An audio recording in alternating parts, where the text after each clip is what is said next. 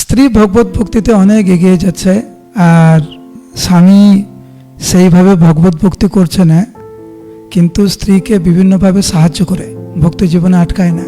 আর অর্থনৈতিক দিক দিয়ে কোনো কৃপণতা করে না। সে ফল কিনে ভোগ লাগাতে চায়, বলে ঠিক আছে কিনো। ভগবানের জন্য নতুন ড্রেস কিনতে চায়, ঠিক আছে কিনো। এইভাবে বিভিন্নভাবে সাহায্য করে। তো এর দ্বারা কি স্বামী আধ্যাত্মিকভাবে উপকৃত হন কিনা? অবশ্যই, নো ডাউট, কোনো সন্দেহ নেই।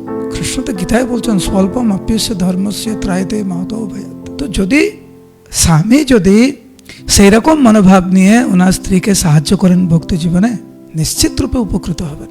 এখন ভগবত ধামে যাবার ব্যাপারটা একটু দয়া করে বোঝার চেষ্টা করুন। সৌভরী মুনি কোন পর্যায়ে ছিলেন?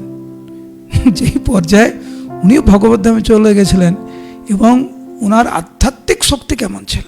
আমাদেরকে এই কথাটার অর্থ যথার্থ রূপে বোঝা উচিত।